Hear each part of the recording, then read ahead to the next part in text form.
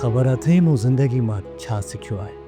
मूं ज़िंदगी में ॾिठो आहे जेको रिस्क खणंदो उहो ई कामयाबी माणे सघंदो, बाक़ी जेको टिॼंदो सो कॾहिं बि अॻिते कोन अची सघंदो।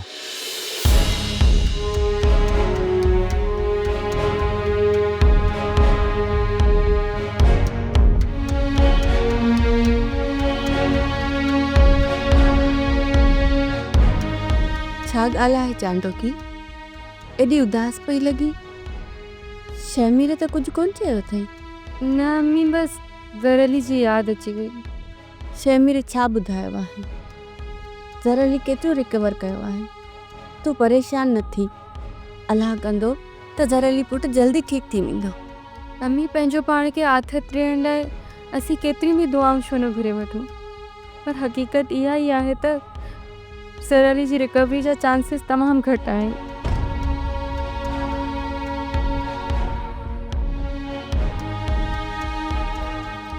तो परेशान न थी चांडोकी, रब वॾो आहे, सभु कुझु सही करे छॾींदो।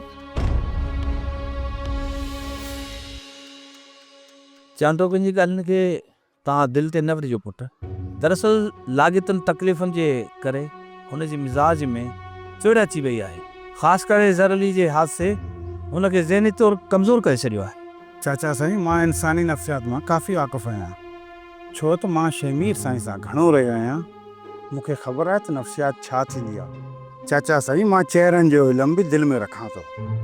चांडोकी जी कंहिं ॻाल्हि खे दिलि खां वठण खां पहिरीं मां हुनजी मजबूरी खे बि सम्झां थो। चांडोकी मुंहिंजी इंतिहाई बहादुर धीउ आहे।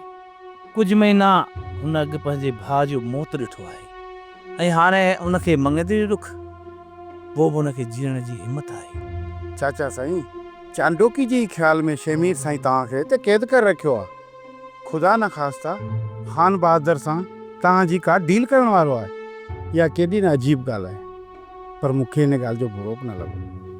पुटु, जेतिरे के असां हिते बंदि आहियूं ऐं असांजा फ़ोन वग़ैरह बि तव्हां वटि आहिनि, इन लिहाज़ खां चांडोकी जे दिलि में शक ऐं विसवसा त पैदा थींदा न। इन करे चाचा साईं, मां तव्हांखे ॿुधायां थो त तव्हांजा फ़ोन सुभाणे तव्हांजे हवाले कया वेंदा। चाचा, जेकॾहिं ॿिए कंहिं जाइ ते तव्हां वञण जी राय रखो था त शमीर साईं ऐं मां तव्हांजी मदद कंदासीं।